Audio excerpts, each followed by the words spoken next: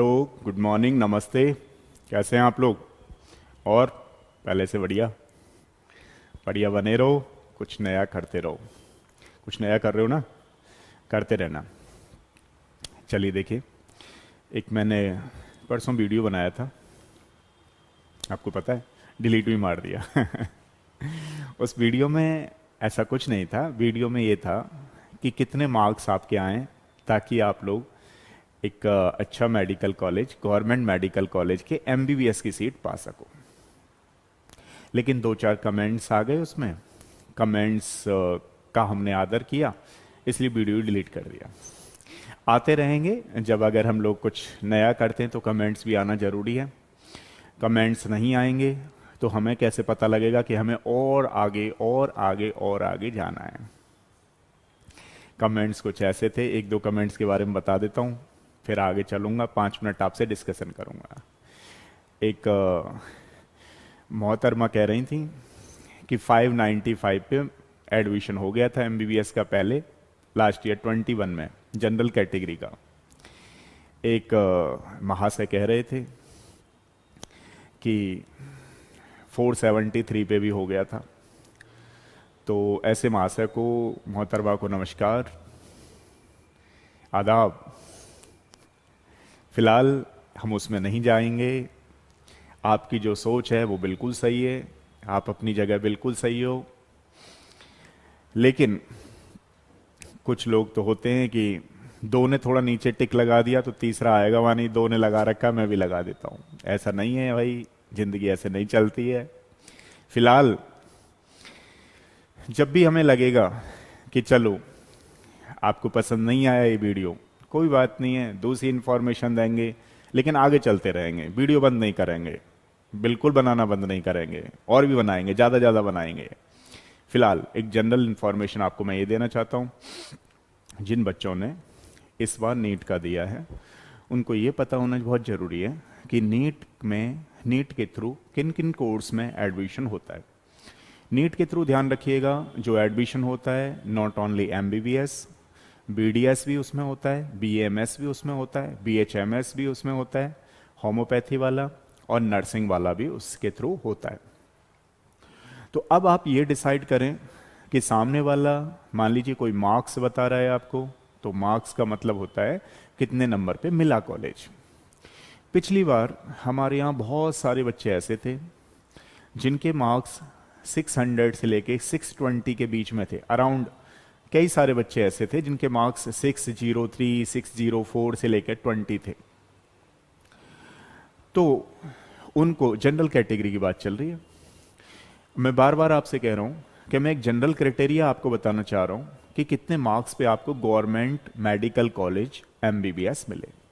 तो मान लीजिए अगर कोई जनरल कैटेगरी का बच्चा है, तो जनरल कैटेगरी वाले के बच्चे के मार्क्स आपके 600 से अबव हैं, 610 से अबव हैं, तो स्टेट कोटा में आपका हो सकता है।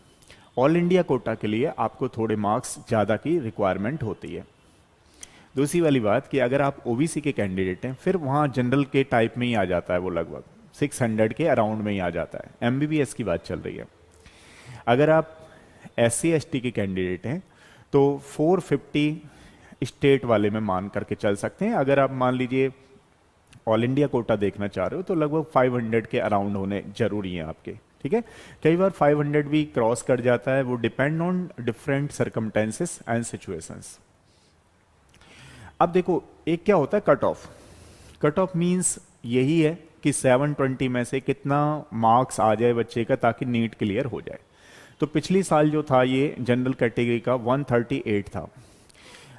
आज की डेट में बहुत हार्ड पेपर नहीं था, फिर बता रहा हूँ कॉन्सेप्चुअल पेपर था। इस बार भी, पिछली बार 3 लोगों के 720 मार्क्स आए थे, इस बार भी जो है एक आध बच्चे के आ जाएंगे 720, ऐसा हो सकता है।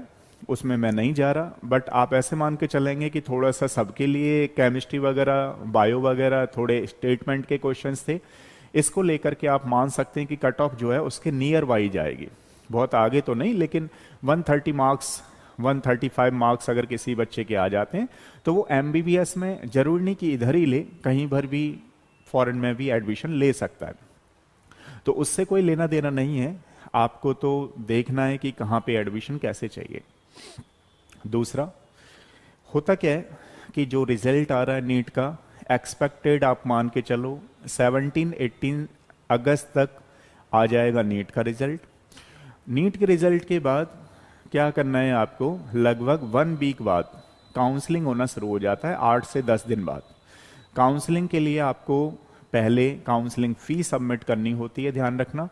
अगर आप काउंसलिंग फी सबमिट नहीं करोगे और बैठे रहोगे तो बहुत सारे बच्चों का काउंसलिंग भी निकल जाती है, काउंसलिंग डेट निकल जाती है।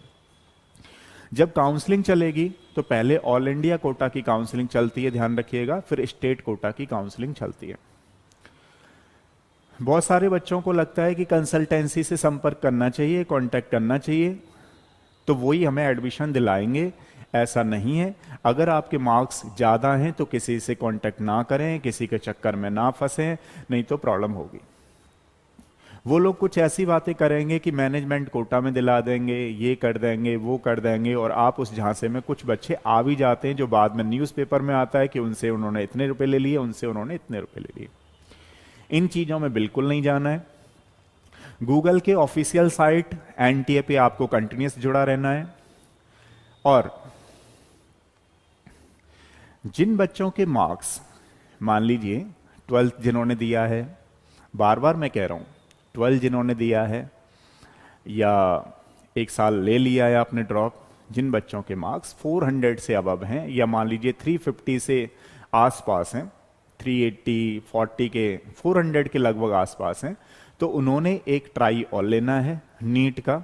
अदरवाइज कोई दूसरा भी चॉइस कर सकते हो आप लोग, ठीक है ना। ऐसा नहीं कि नीट के ही थ्रू सारी चीजें चलेंगी, कुछ और भी अपना ऑप्शन ऑप्ट कर सकते हो, बी ऑप्शन जरूर रख सकते हो, क्योंकि इसमें देखिए कंपटीशन बढ़ गया है पहले के कंपैरिजन में, और थोड़ी चीज तो ज्यादा हो ही गई है। आप भी समझ पा रहे हो, डेली डेली कंपटीशन का लेवल भी बढ़ रहा है, क्वेश्चंस का लेवल भी बढ़ रहा है, तो बहुत सारी चीजें ऐसी हैं।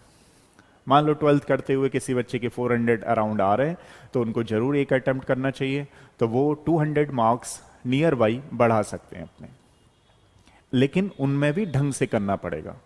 और कुछ बच्चे, ज़्यादातर बच्चे ऑनलाइन के फेर में पड़ गए हैं, तो ऑनलाइन हमारी भी क्लासेस चल रही हैं, लेकिन एक क्लास में केवल 32, उसके लिए मैं अलग से वीडियो बनाऊंगा आपके लिए।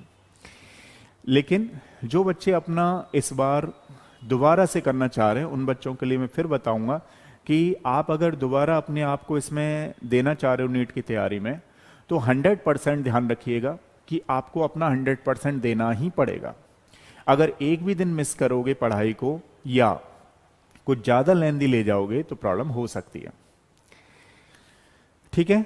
और ध्यान रखिएगा, जो बच्चे प्राइवेट मेडिकल कॉलेज में एडमिशन लेना चाह रहे हैं, उनकी भी काउंसलिंग फीस भरी जाती है, ऑलवेज रिमेंबर। तो सबसे पहले काउंसलिंग फी जाएगी, और फी में जब आपका कहीं किसी कॉलेज कोई मिल जाएगा, आपको गवर्नमेंट मिल जाए या प्राइवेट, जो भी आपको लेना है उस तरीके से, तो वो जो फीस है वो उस कॉलेज को दे दी जाती है, ध्यान रखना, डीजीएमआई के थ्रू, ठीक है।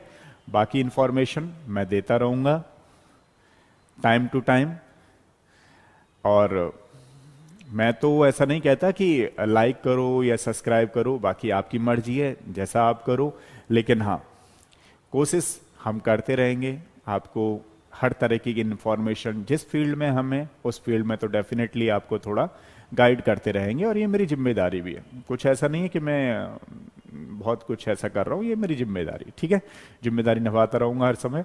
तो चलो, चैनल को लग रहा है तो सब्सक्राइब फटाफट कर लो, और बिना वेट किए हुए नीट की तैयारी में जुट जाओ। और अगर आपके अच्छे मार्क्स आ रहे हैं तो फटाफट से काउंसलिंग के लिए तैयार, रेडी हो जाओ, ठीक है। नेक्स्ट मिलते हैं, तब तक के लिए थैंक यू सो मच।